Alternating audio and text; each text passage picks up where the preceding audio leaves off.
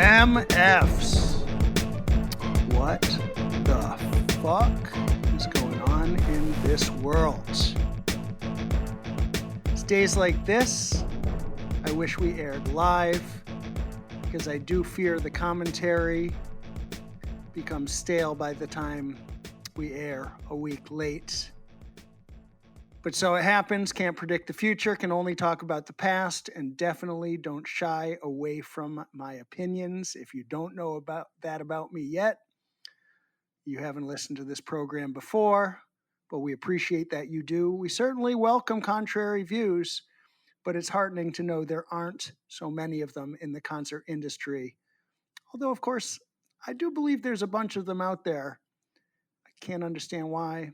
I know they're there. Certainly welcome them to chime in. Love to have one on the program. Love to really have that conversation, dig deep, because preaching to the choir isn't really what I'm about. But, I mean, I can only say it like I see it. Before we jump in, I do want to say it's been 3 episodes without him, so I just want to bring out first and foremost my good brother Banks. Welcome back. Oh, it is so good to be back. Thank you. I've missed you guys. Well, we miss you anytime you are not around. We love the sound of your voice. I don't hear jangling of a breakfast cocktail. I don't have a glass. They have a plastic cup this morning, so there's some noise though. Hopefully it's a washable plastic cup and not something that's disposable and polluting the environment. Oh no, it's definitely washable.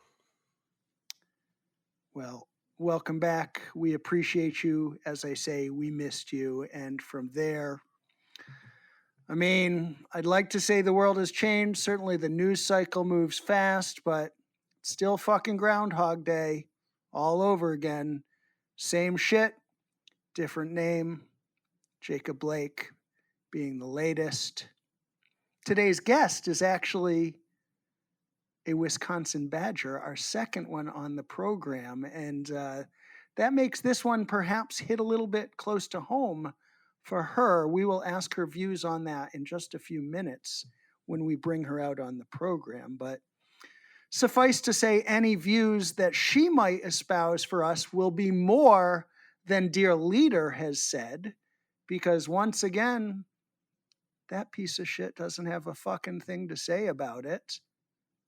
I'm sure if it was a white guy, he'd be talking, but the fuck else is new. The RNC continues its theme of Opposites Week. Again, by the time we air, in retrospect, we will know the full extent of their delusion and denial as they spin tales of revisionist history for their dim-witted fascist base. Just drinks the Kool-Aid like it's fucking blood of Christ.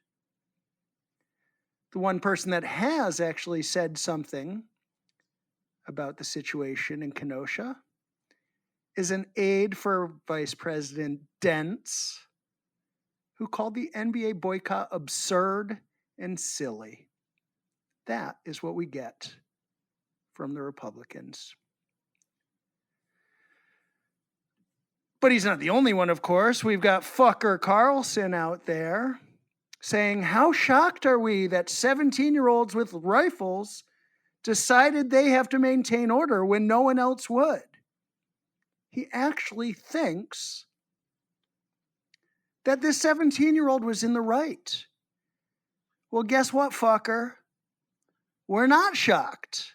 We're not shocked for a number of reasons. When you so hate in this country, when you scream law and order at peaceful protesters, when you support white supremacists, when you've created this idea that the Second Amendment allows for anyone that wishes to own any size firearm he or she wants, and then you bring the couple from Missouri onto your platform at the RNC, the couple that you may remember aimed guns at peaceful Black Lives Matter protesters just last month.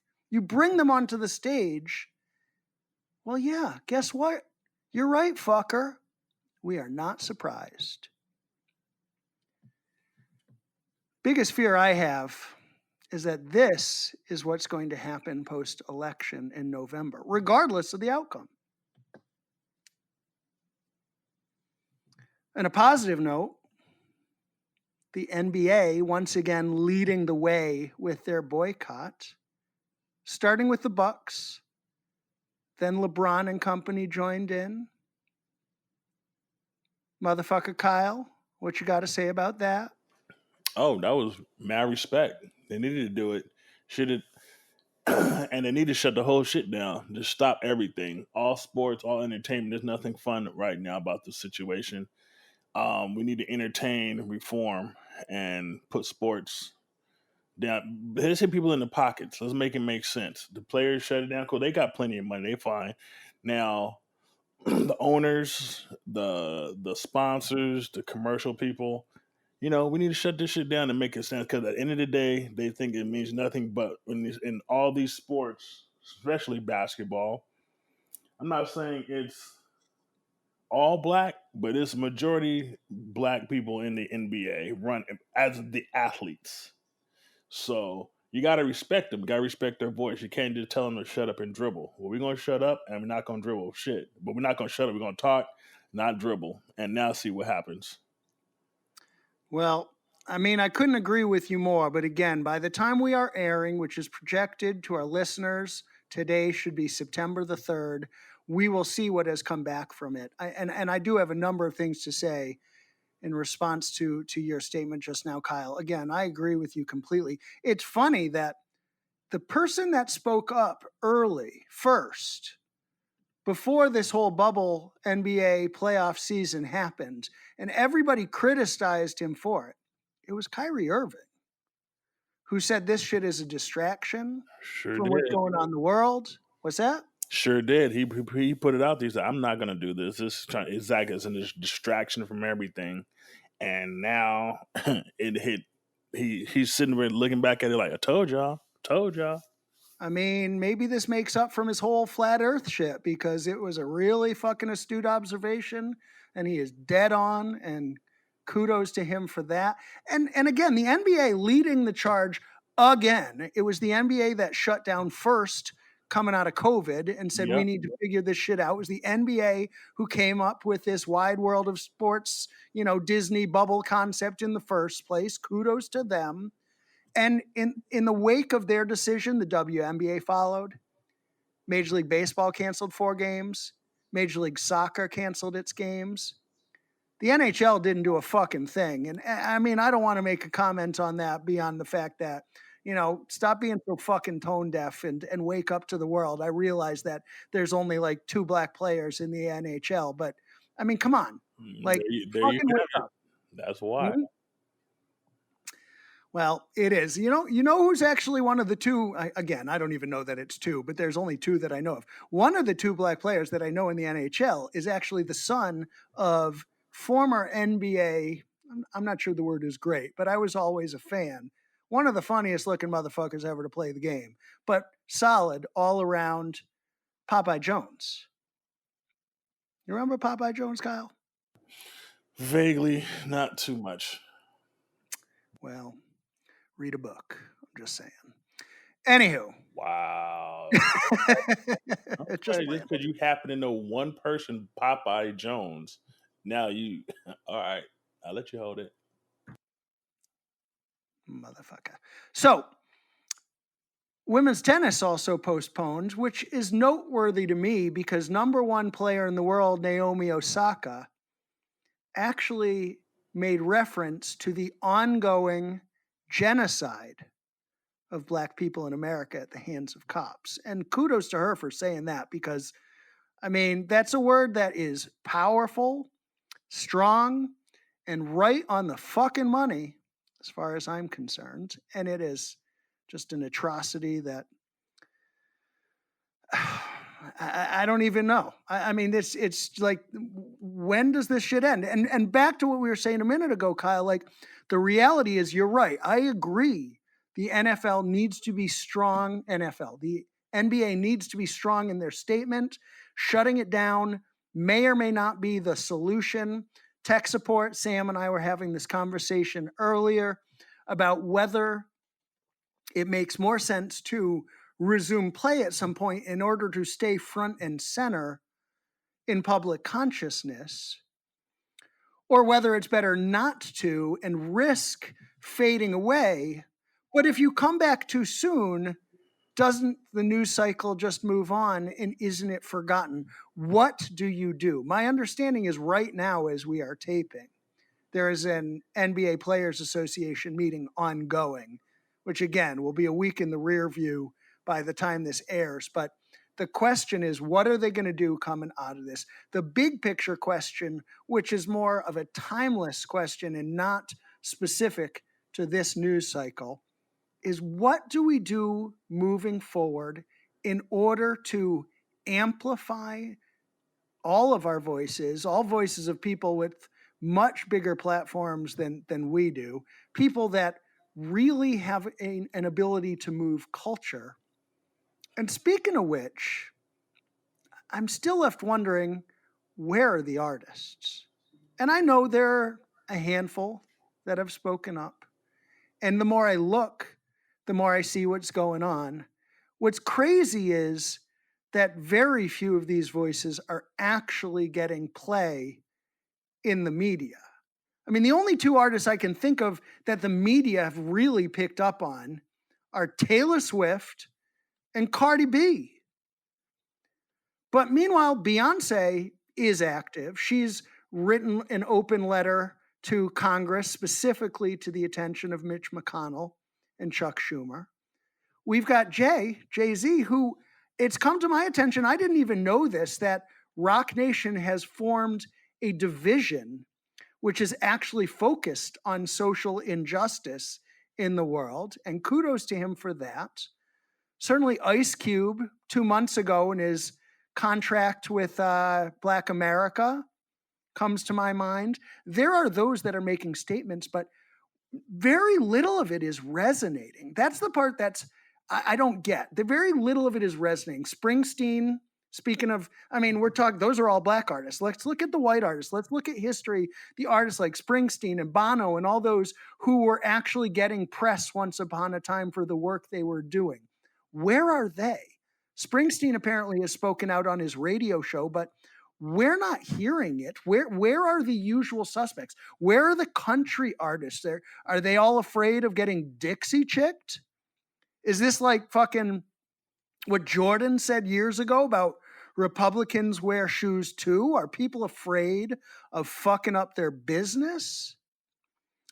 Lefsitz, Bob Lefsitz, has the most prominent blog in the music industry. He's got a very popular podcast series. I happen to be a big fan of his and listen and agree with a lot of what he says. And he also is saying, where are the artists? But the reality is, artists no longer have the platform, or they no longer have the capacity to move public consciousness the way they did in the 60s. And why not? I mean, probably for the same reason that music and music fans have become so siloed nowadays, isolated, such that your fans hear what you say and what you do, but anyone that isn't a follower of you has no idea. So again, to me, the larger question is, how do we come together? We've talked on this podcast about the idea of an industry board. We've talked about, and we use the word union, which may or may not be an appropriate or applicable idea. But the theory is, how do we come together?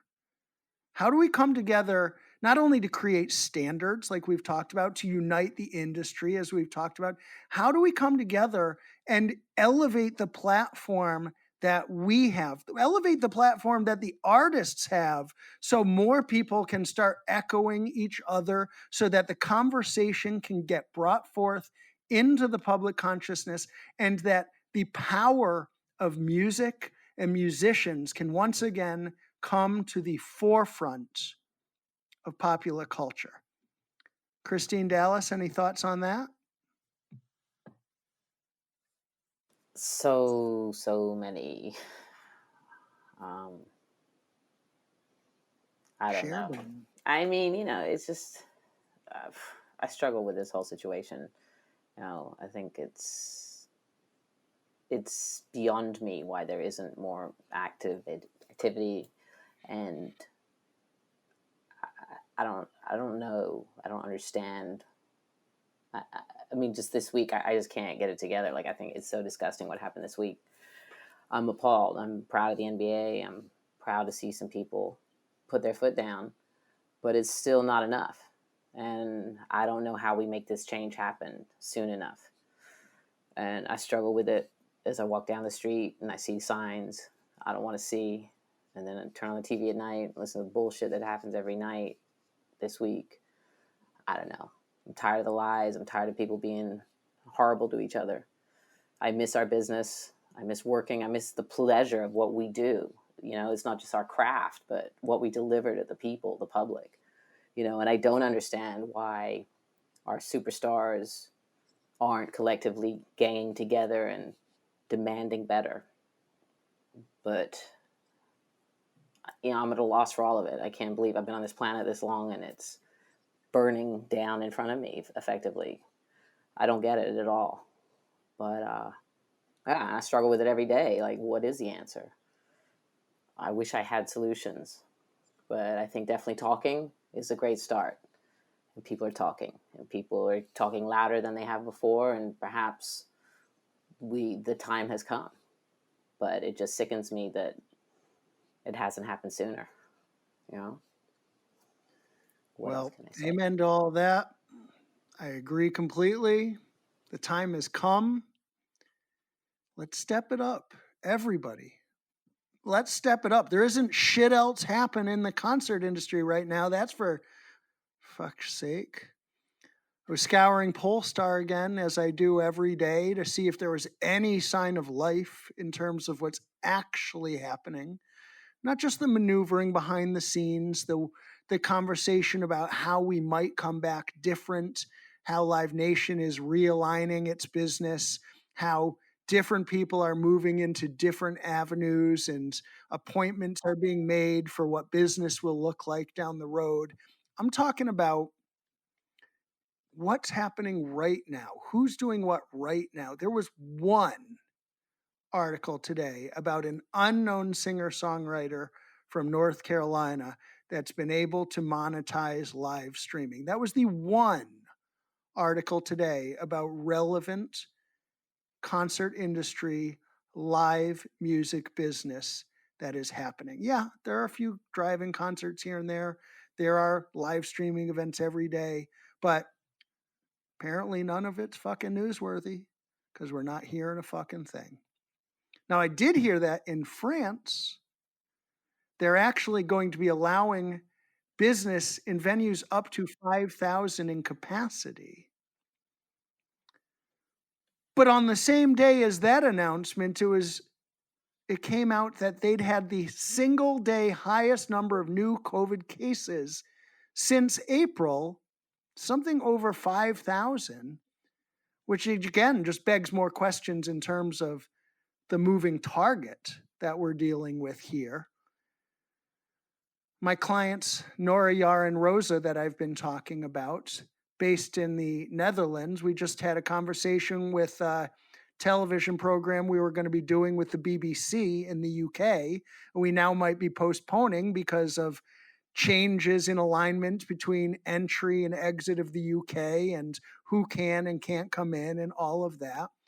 So Europe is entering this next wave. Meanwhile, the US seems to be on the downward swing of the first wave. I wish to believe Florida, as I understand it, has been, going down in cases instead of up for at least a few days. That's a decently positive sign. Again, schools are just starting up again. Begs questions what's happening there. We're seeing more, reports of outbreaks in dorms. UConn, University of Connecticut, not far from where I live, had an outbreak in one of their dorms in their first week back. So this shit's still going. No signs of stopping. It's gonna be a while. Conversations all over about when we're coming back. Is it really 21? Is it late 21? Is it 22? The thing is, we just don't know. So in the meantime, let's fucking step it up and do something. We've said it before. We'll keep saying it. It's voting, which we've talked about, but it's also, it's all of it. It's wearing a fucking mask and washing your fucking hands and getting out to vote in November. But it's also stepping up the conversation. It's also imploring people, not just the politicians, not just the athletes, but the artists and everyone, the business owners. We're coming out of 2 days before the air date here will have been the red alert restart. Hopefully, the attention called to the live events industry will have made some impact. Michael Strickland continues to do what he's doing on Capitol Hill. Hopefully, we are seeing some positive benefit. Everyone needs to step it up. Everyone needs to come together. Everyone needs to take responsibility, take accountability. Just fucking get off your ass and do it. Because if you're ever going to do it, now is the time. And on that note, today's guest, as I mentioned before, was a University of Wisconsin Badger. Went to work at Loud Records in the early 90s.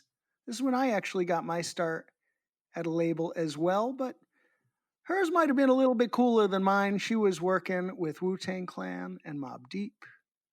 From there, she moved on to Motown, where she worked in publishing for a short time before moving on to Quincy Jones Music Publishing. Q is one of my all-time heroes, so I definitely want to hear about that. But for more or less the last 20 years, she has worked with a who's who as a tour manager, predominantly in the R&B genre, working with Usher, Sia, more of a pop artist there, I guess, Mariah, Kelly Rowland, Solange, Jadakiss, Keisha Cole, on and on. So please welcome to the program, Teri Lynn. Hey, thank you for having me. Hey, thank you for being with us. And, it's a crazy world we're living in, so we appreciate your time. We appreciate the opportunity to connect with you, chop it up, hear your story. I know you've worked with Kyle, you've worked with Christine, so always good to have friends of the program on board. And, I want to hear more of your story starting from the beginning, because obviously, you can tell it much better than I, and I'm sure I missed a lot. But I mean, do you have any thoughts first and foremost on the state of Wisconsin? Well, I do. I mean, it's incredibly disturbing to begin with. Um, I actually think Doc Rivers said it pretty damn well. And what did Doc say? Doc said basically, we as I'll paraphrase, but basically he said we as Black people, give everything but don't get any love back. It's Black people are being hunted. And it's crazy because, I'm sure everybody, Kyle, everybody on this call, constantly ask yourself, when is this going to stop? What is it going to take? Well, you're right. And we hope that tipping point is coming. Chris Webber also just said something to the effect of, we know nothing's going to change. We get it. MLK got shot. We've seen this in all our heroes, constantly taken down. We understand that it's not going to end. But that doesn't mean young men shouldn't keep doing what they're doing, specifically speaking in reference to NBA players, applauding them for their efforts. And it's going to be the young people that lead the way. I mean, it's strange because you see all the young people in the protests, and then you see this 17-year-old kid that comes in there and probably could have done a lot more damage. And he's so left. Like, it's crazy. Exactly. 17-year-old kid, Kenosha, Wisconsin, which mind you, for a little geography lesson, Kenosha is basically, and you probably know this much better than I, Teri Lynn, but it's basically halfway between Milwaukee and Chicago, just Yeah. a few miles over the Wisconsin border. So for people thinking this is like backwoods, middle of nowhere, Northern Territory, it's not. It really isn't. It's not far. Milwaukee to Chicago is what, an 80, 90 Hour minute and a drive. half. Yeah, Yeah. it's super short. So we're talking Milwaukee's basically, midpoint between Madison and Chicago. So Milwaukee's like right in the center.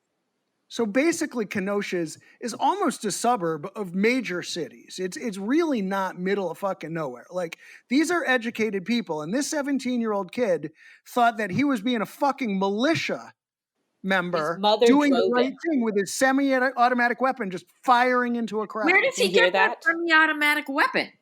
But also, his mother drove him there. That's what's What? coming out in the news. No, I Yeah, didn't that's know what's coming. that. Yeah, it's disgusting. Beyond. I mean, listen, this administration, like, I don't even want to get started with it. It just perpetuates hate. Exactly. And until they revamp the whole way, they got to do something about the police union, who has so much power. Until they, and the other thing is not only voting in this election, but people have to vote in their local elections. Yes. Local. Yes, you're actually not the first to say that, but I appreciate you bringing it up. I mean, you're You right. want to make a change where you live, it's the only way. It's all of it. It's all of it. It starts, I mean, leadership definitely starts at the top in terms of the national voice, and Trump is a fucking idiot and the worst thing that's ever happened to this country as far as I'm concerned. But you're right. We have to be mindful of the mayor. We have to be mindful of the governor. We have to be mindful of the district attorney, all our selectmen, senators, etc. Every one of those we have a personal responsibility, every one of us, to know. I mean, it's one thing to be in the back of the tour bus talking shit, but it's another thing to educate yourself and to know what the issues are, and to be able to articulate your perspective and vote your conscience. It's an unbelievable stat that the majority of Americans actually vote against their best interest. I mean, it's the Republican mantra to a T. I mean, if you're not a billionaire, why the fuck are you a Republican? They are not on your side. I'm increasingly of the perspective, and I didn't used to be a super liberal Democrat. I consider myself primarily independent. But again, in this day and age, you need to take a fucking stand.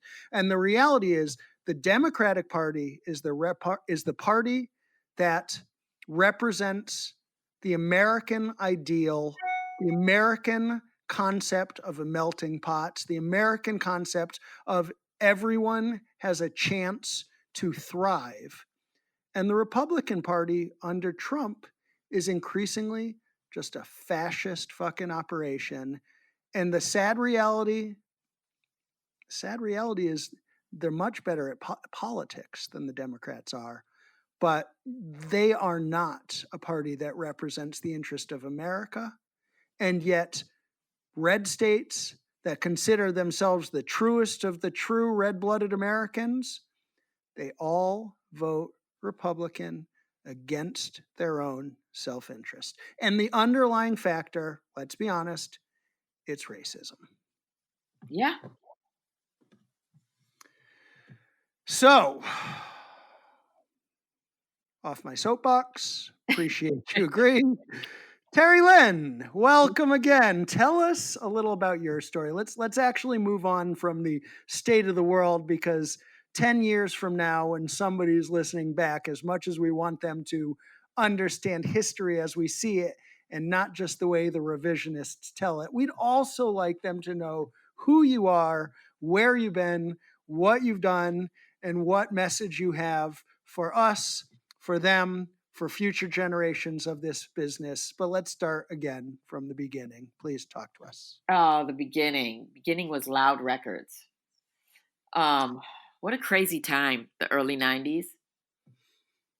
Crazy. I had no intentions after college. Music was never, it wasn't a thought in the back of my mind. And I met Steve Rifkin, and he's like, "You got to come work for me." And I was like, "Nah, not interested. Don't know a thing about the music industry." And he just wore me down. And at the time, I was in Santa Barbara. That when I moved I went from college, then I was in Chicago for a while, and then I just showed up in Santa Barbara, where my mom had moved. So it got me to LA. And spent years there. It was an incredible experience. Working with Wu-Tang, the Alcoholics, Mobb Deep, Exhibit. And it was a startup label. So it was pretty crazy because we were all doing everything. And Wu-Tang and at the time, I think the Alcoholics were bigger than Mobb Deep at first. And yeah, it was just a crazy road. So, I mean, I'm sure it's obvious and will be obvious to all before we're done here, but respectfully, why did Steve pursue you so vigorously? Here's the thing. Steven's best friend was dating and later on married one of my best friends. So we were always hanging out. And he was like, "Yeah, you need to come work." I don't know what he saw in me, and I ended up assisting. How I started out was his best friend, this guy by the name of Rich Isaacson, who I absolutely adore, was like, "Yeah, come be my assistant."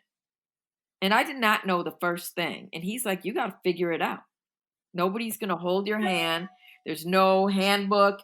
Figure it out. Be resourceful." And, everybody knows Kyle, Christine, that's, you got to figure it out. Nobody's going to hold your hand. Ain't that the truth? Yeah. If you don't Although, figure it out, somebody's going to come right behind you. It's competitive. And, back then, think about it. Everybody's willing to work for nothing because they want to work in the business. that's right. That's right. We've talked a lot about the importance moving forward of actually increasing the opportunities for mentorship in order to get past that. But the fact remains the same. You have to be a self-starter. You have to be able to pick yourself up by the bootstraps and make shit happen, because nobody's just going to hand it to you.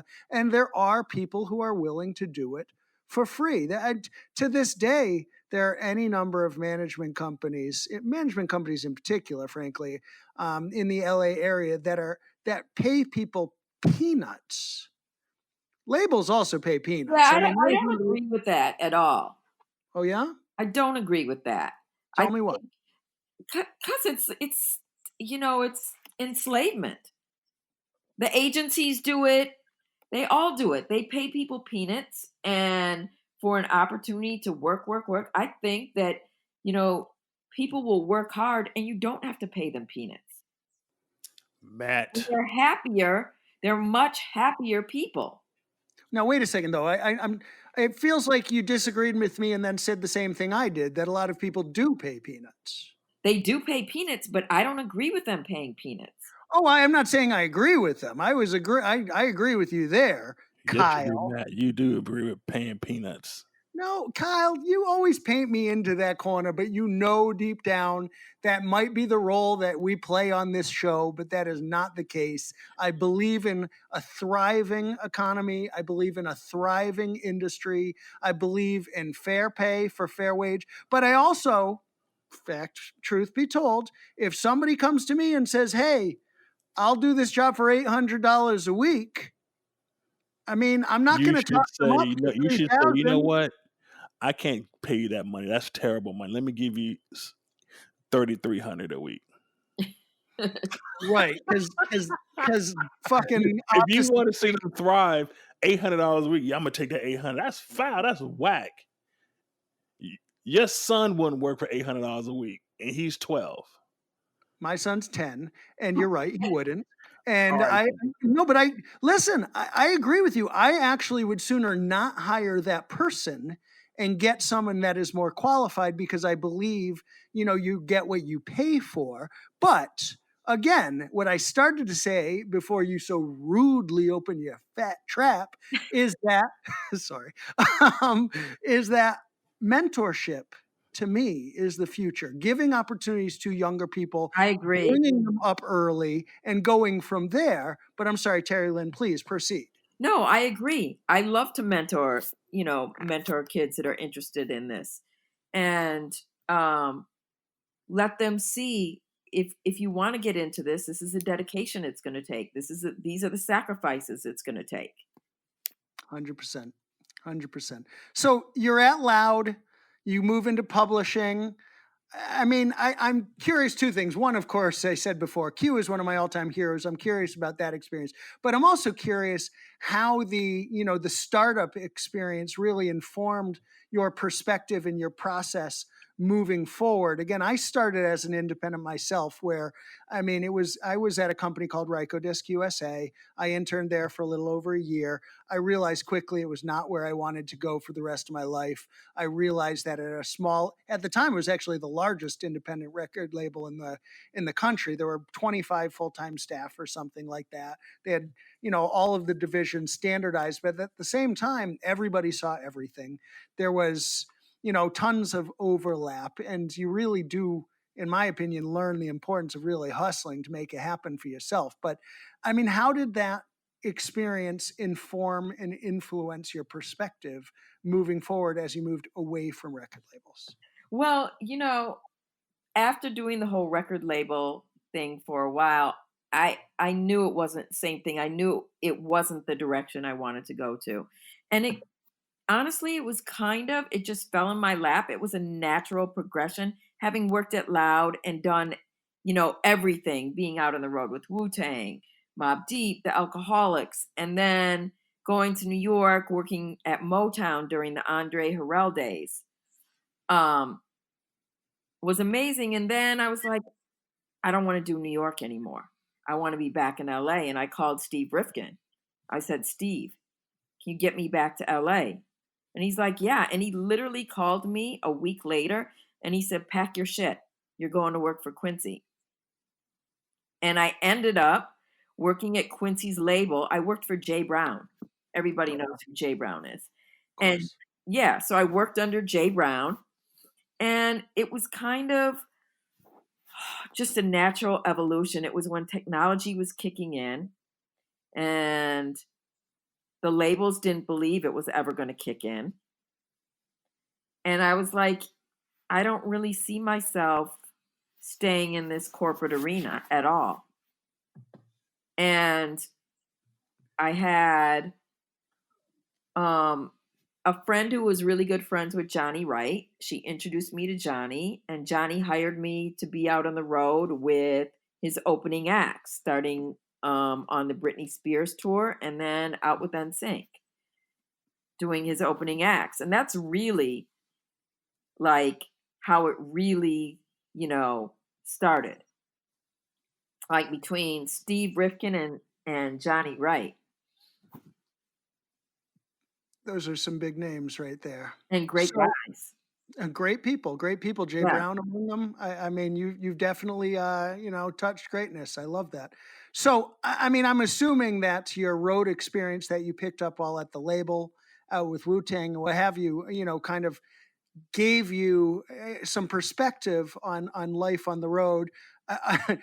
Although part of me wonders, like, you've got to have crazy Wu-Tang stories, and I don't know if Oh you can man. share any with us right now. But you got to wonder what kind of masochist decides they want a career on the road after being out with Wu-Tang for a while. I mean, it was pretty crazy. I think I'll share one story that's actually shareable. Um, but we were in New York flying back to LA, and this was when Old Dirty was alive. And none of them flew first class, right? We're all in coach, and he had a boombox with him. And he turns it on and starts singing Distant Lover, Marvin Gaye, Distant Lover, as loud as he can, and would not turn it off. And people, I don't know why they were terrified of him. He was the nicest guy, right? So when we landed, the police were there waiting for us, arrested him, just crazy stuff like that. Like, I mean, the 90s were crazy to begin with. Well, I'd imagine moving on to the opening acts for Britney and NSYNC was actually a much easier road than to be traveling. I mean, it's a different road, you know? I was working with a girl group called PYT, and they were, I Are don't they pretty? know, were they? I'm asking. Uh-huh. They were cute girls. Um, they were cute girls. Just had no idea, 5 girls, parents, on the road. It's a lot. On Copy one that. tour bus. So, Terry, I mean, I want to dive deeper and hear more about Yeah. these early, trials and travails on the road. But before we move on, I actually want to ask one more kind of label question. I mean, you were there again. You referenced kind of at the advent of the internet becoming, a bigger thing. And I also, in my limited capacity and for a limited time at the label I was at, I mean, I was for a minute there the only one there who knew what the internet was. And they Really? started saying, "Oh, can you run down this information and that?" And at the time, a lot of the information was not qualified information. It was not, trusted sources. There was a lot of this idea that you couldn't trust the information on the internet. And it was rightfully so, because none of it was regulated. It's barely regulated now. But you were also there, I'm assuming, right around the time of like Napster and Yeah. so So, yeah, please.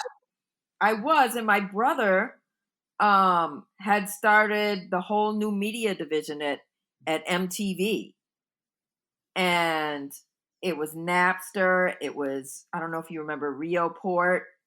Hmm. But it was the labels, they didn't think that the new media, they never imagined it would take off. And I remember hearing that all the time. Like, yeah, nobody's really interested in that. And in the back of my mind, I was like, oh, this is going to grow so fast, and people are going to be looking for jobs. Mm-hmm. I mean, still the state of labels as it is today. It's going to be at some point, I would imagine, labels will be the new labels will be the Walmarts and the Targets. Mm-hmm. Because the labels as we know them today, I think that at some point they're going to be obsolete. It's The next certainly level not. gonna be Amazon. Yeah, it's certainly, listen, it's certainly not going to be the labels how we knew them back in the day.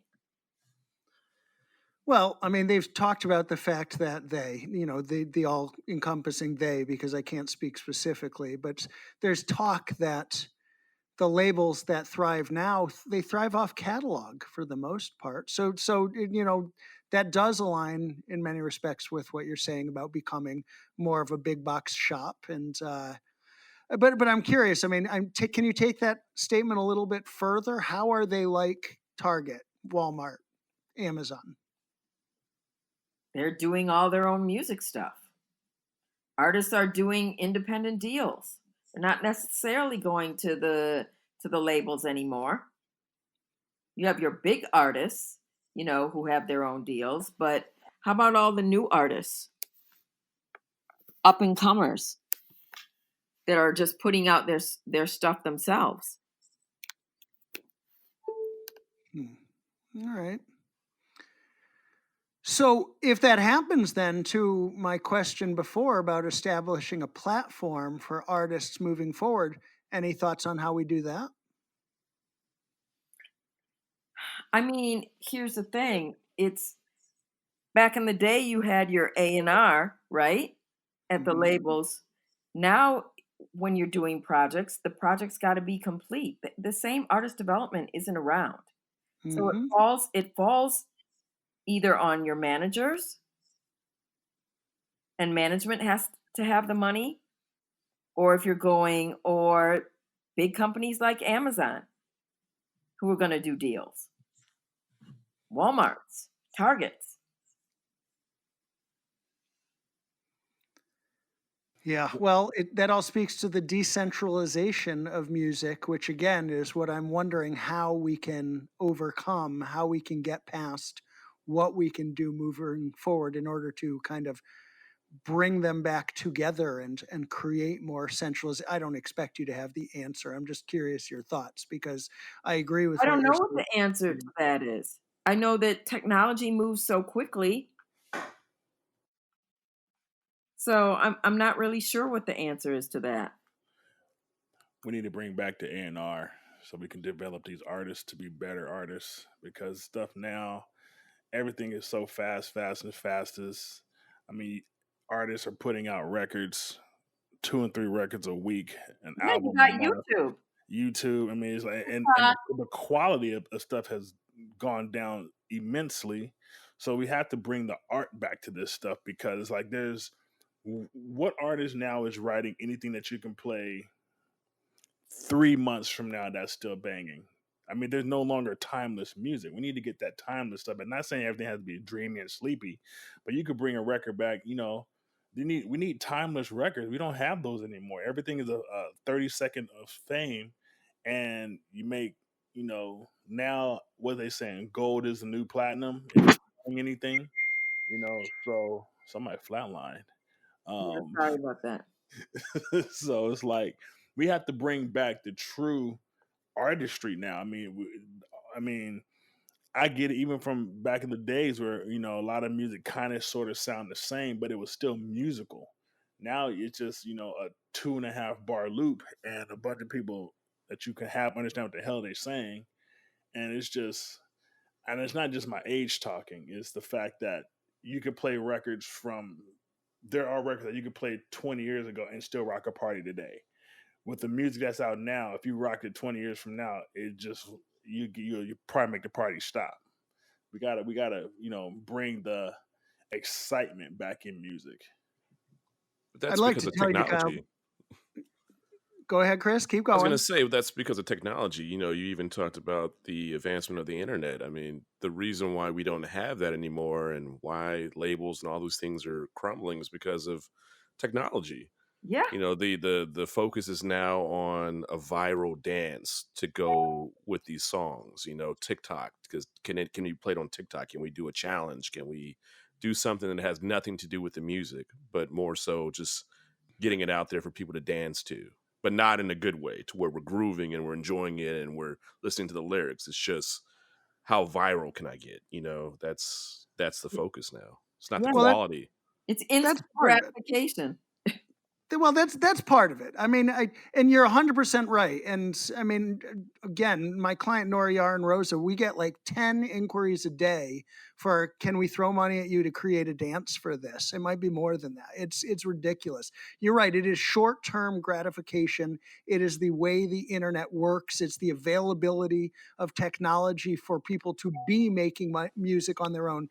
But none of that changes the fact that people are simply not making music that is timeless and memorable that way. I mean, we say nobody is, but it's not actually nobody. Well, Go ahead, yeah. Dallas. Well, I just need to interject and say there are other genres of music that it's a different sound, and they are still using those same old standards to live by.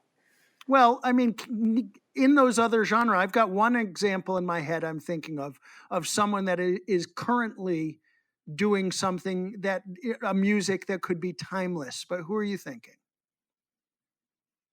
So Anyone? many I'm not offhand, but just like singer-songwriters in general. I mean, there's a whole slew of them.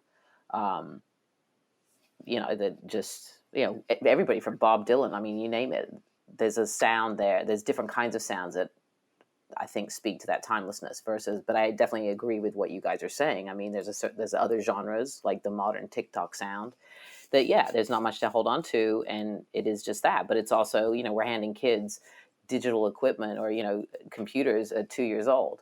So I don't think their appetite for anything is much less than what we learned to appreciate things, It's a different world. I think that stands to reason. I think that's true. I think it would be wrong to say that no one in hip hop is making, well, maybe nobody is, but I don't think nobody is capable, or that they are all incapable of making music that isn't timeless.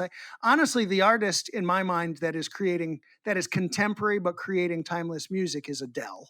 But she's not the only one. I'd love to tell you Beyonce is making timeless music, but I don't think that she is. I think Kendrick's All Right is a good example of a song that will carry through, will sustain over time, or can, or may.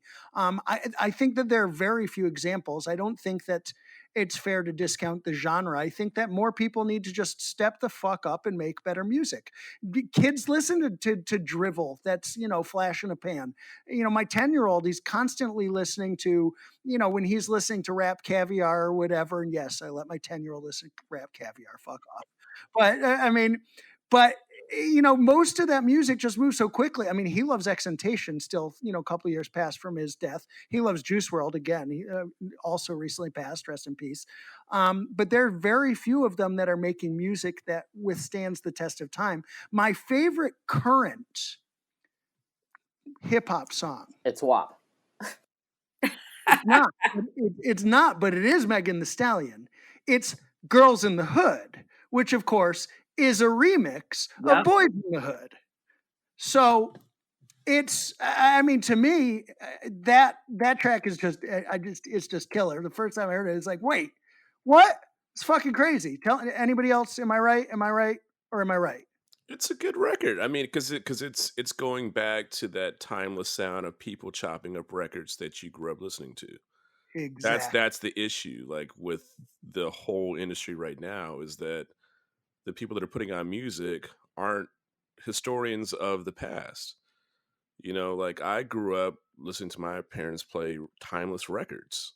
And when I got into hip hop, listening to hip hop records, especially, with Loud and Mobb Deep and the Wu-Tang, you listen to all these crazy samples that are being chopped. And it's like, yo, I remember that record. I know what that record is.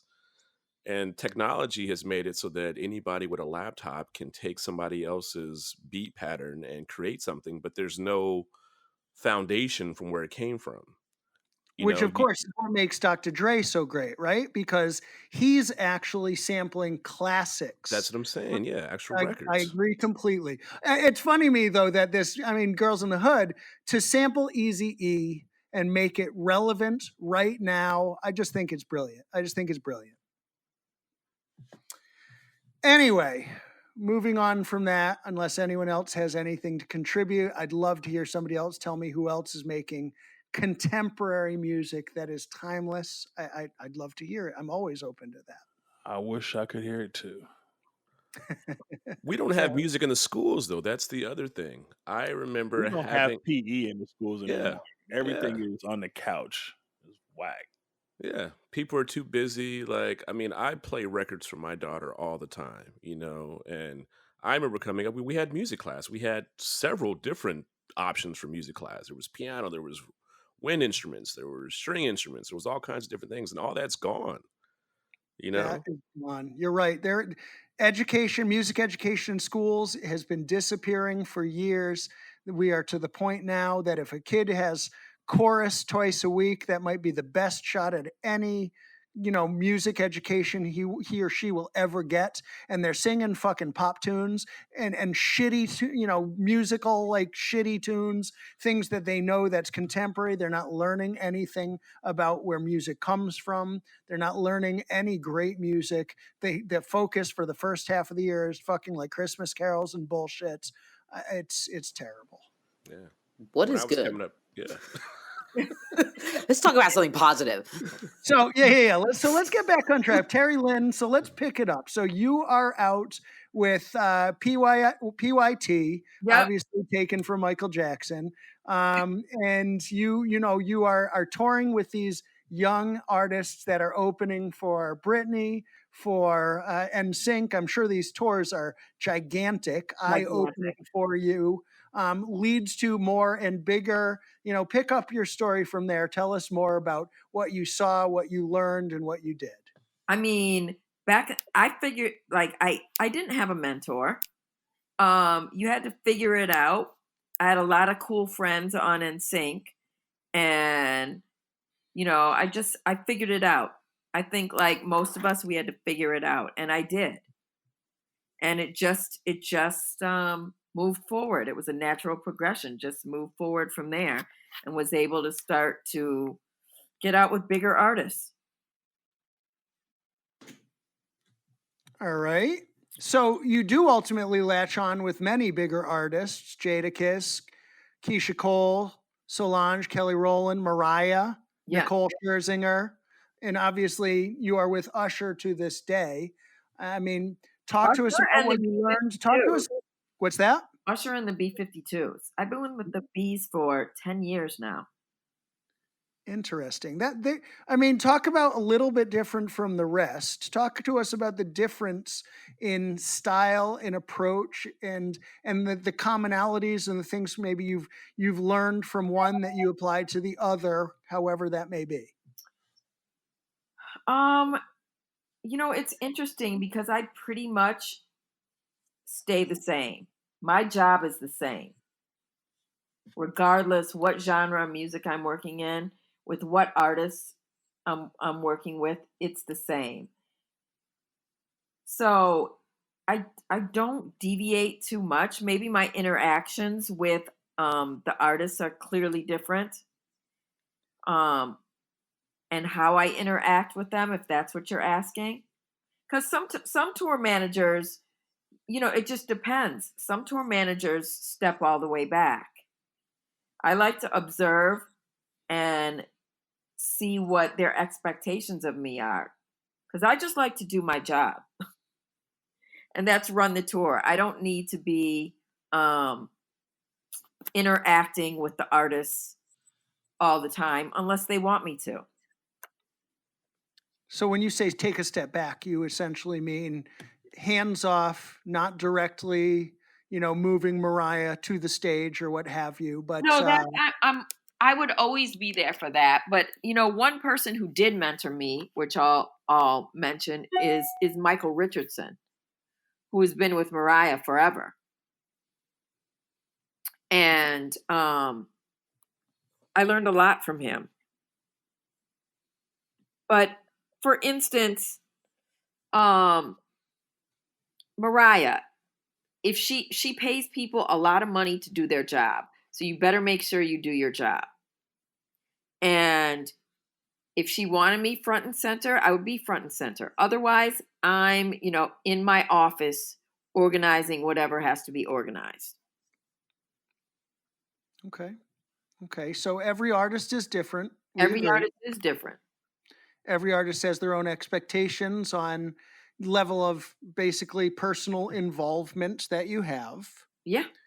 Job remains the same in terms of you are responsible for moving mountains from place to place to place, as the case may be. Are you primarily A party only? Are you working with B party? How much are you collaborating with C party? So I collaborate with the production manager, who handles all of C party, and with the larger artists, I have an assistant. I have a great assistant on Usher. She's amazing. I couldn't do it without her.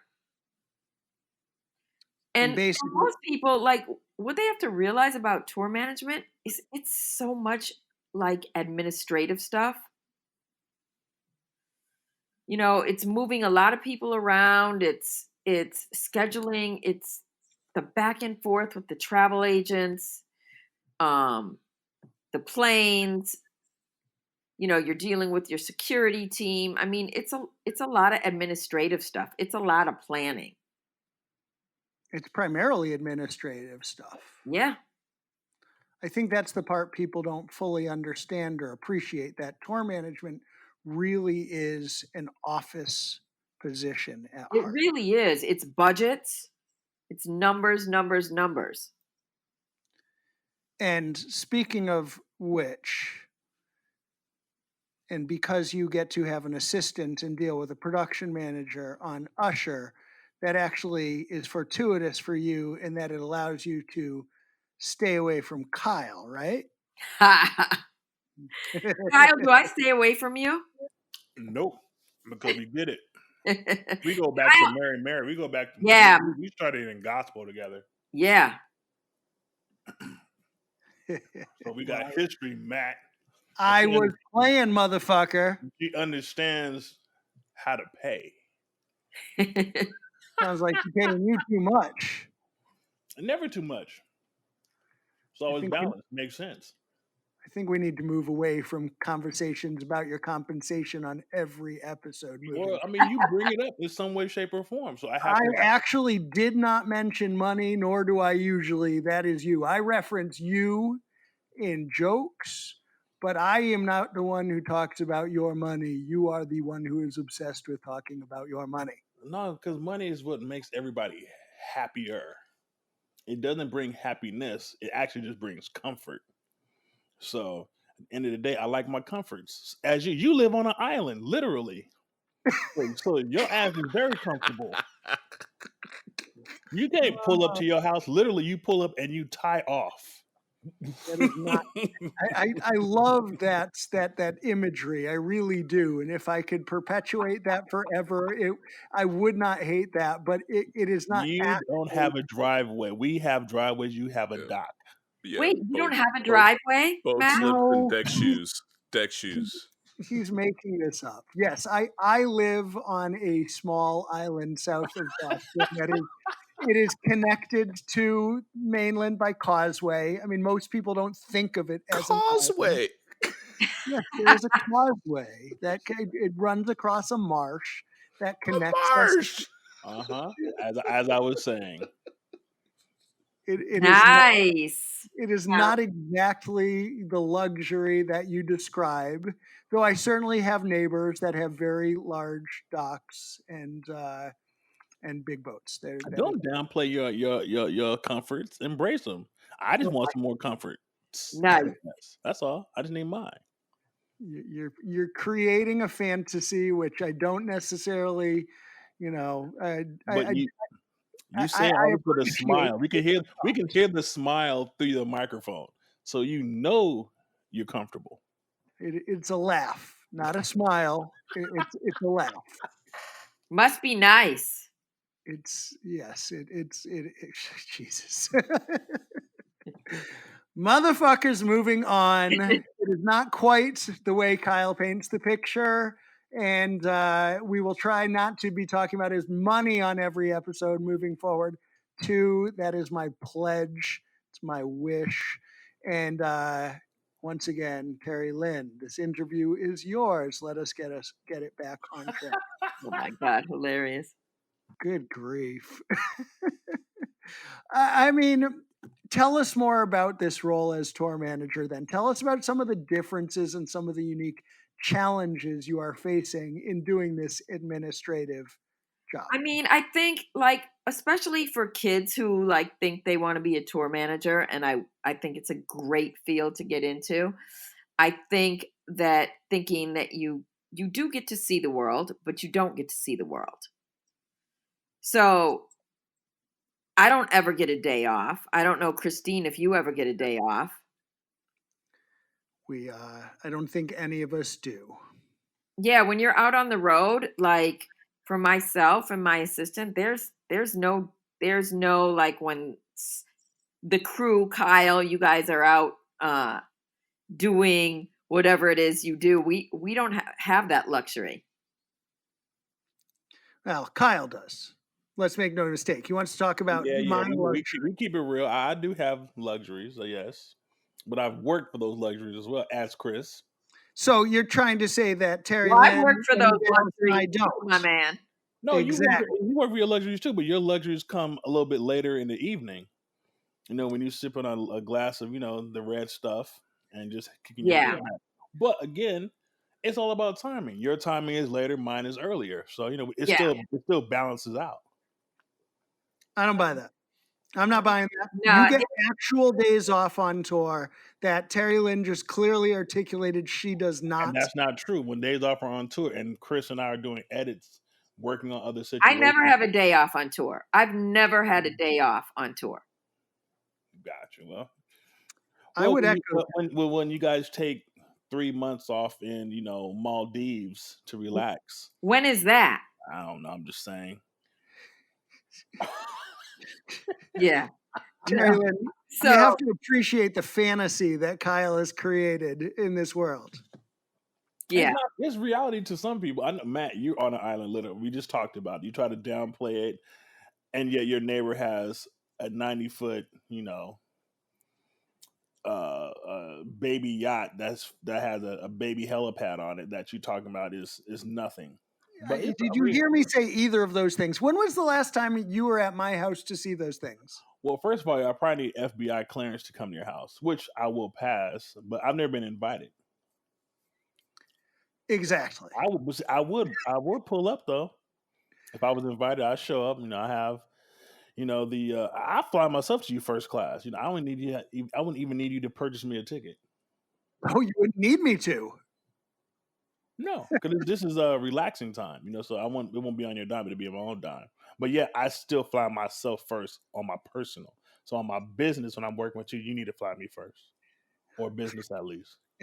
Glad we got that clarification. You got to keep it balanced. I mean, if I could do it for myself, the person who employs me should be able to handle it. Thanks. Jump in here. Help me out, would you? I don't know. I mean, I agree with Kyle. Oh, stop.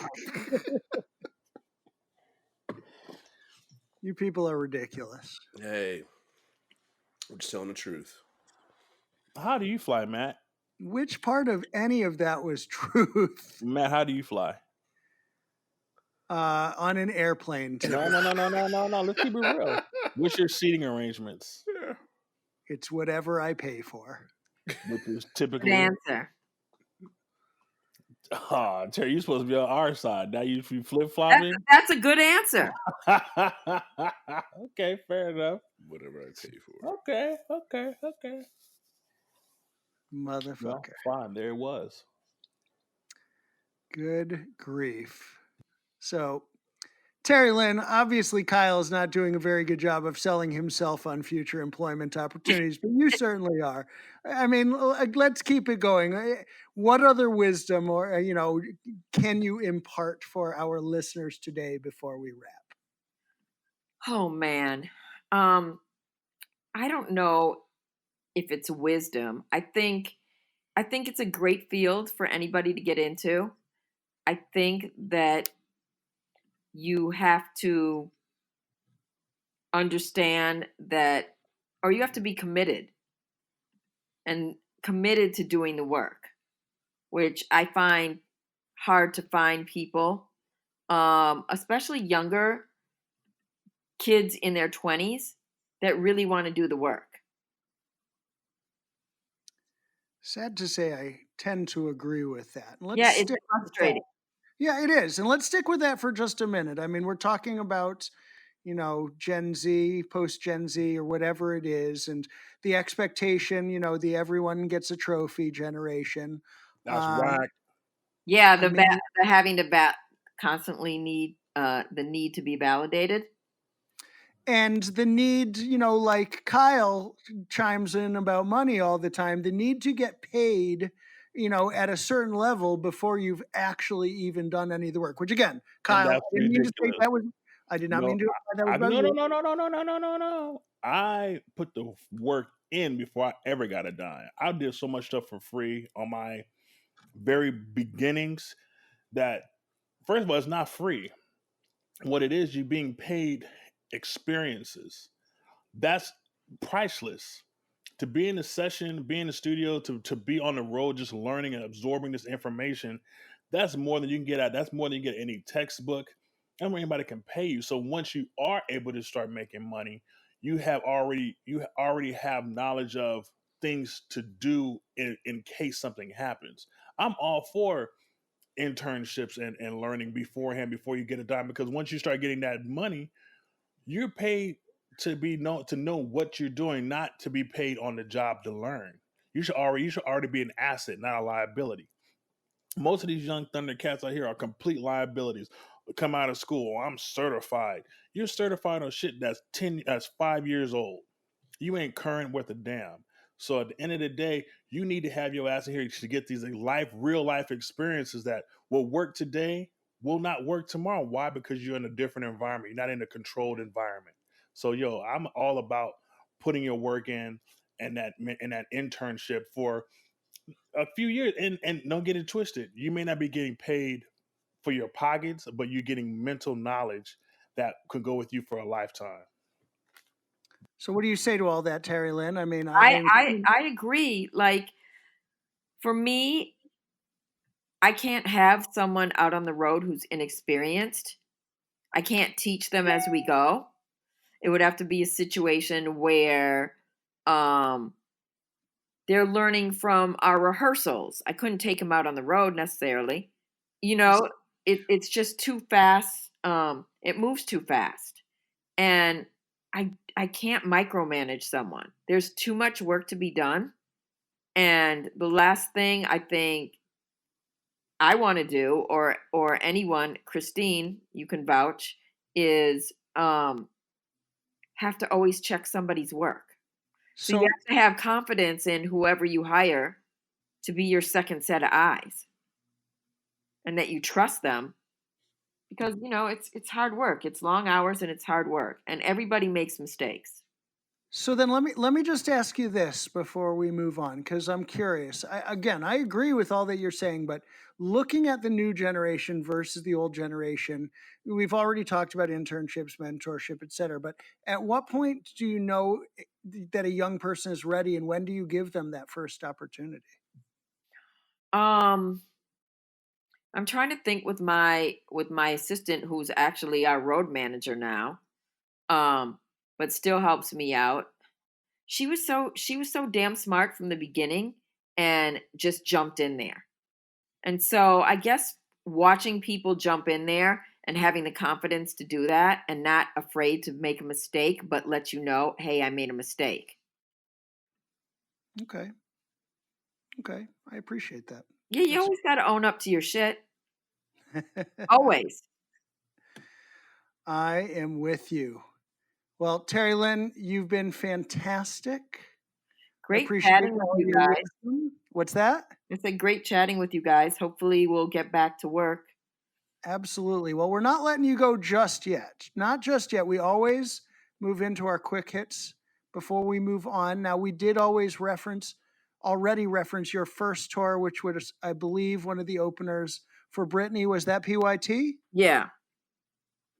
Copy that. And other than the stories you've relayed so far, can you give us a favorite tour or a best moment or experience you want Oh, to tell us about? a best moment or experience. Yeah. You know what that would have been?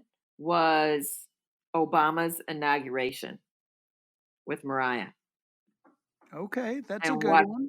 Yeah, I can't honestly, like, it was amazing. What was amazing about it other than just being there?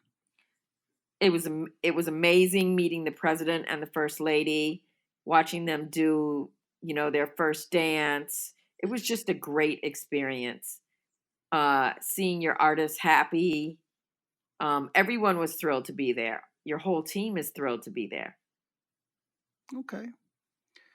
Yeah, 'cause So, it's always bigger than, that's the thing. It's always like music, it's a small piece of the puzzle. Like such bigger things going on in the world all the time. Thus, our commentary earlier on the reason to unite the artists and expand their Yeah. platform to have a greater voice in all of that. Yeah. So, if there's any one thing about the industry you'd like to see us do better moving forward, what is it? I don't know. That's such a broad question. We could go on for hours about that. Well, let's narrow it down to 5 minutes. Um, Feel you know, free to go 10. I'm I just think saying. something, and maybe Kyle, this was you. Was this you and I talking the other day about Black crews? Yeah, we were talking about the hiring of more Black crews, and because yeah, I think that's where I would start. I think that's a good place. I'm with that. So we'll get you out of here on this. Do you have any shout outs or parting shots? Let's I hate to be a little political, but please go out and vote. I can't impress upon everybody enough. It's why the idiots who's there in this White House now got into office. It's how he got into office. People didn't vote. Exactly right. And I'm only sorry to think that you hate to get political, because I certainly don't hate it myself. I appreciate it. We share that opinion. Kyle, any shout outs from you?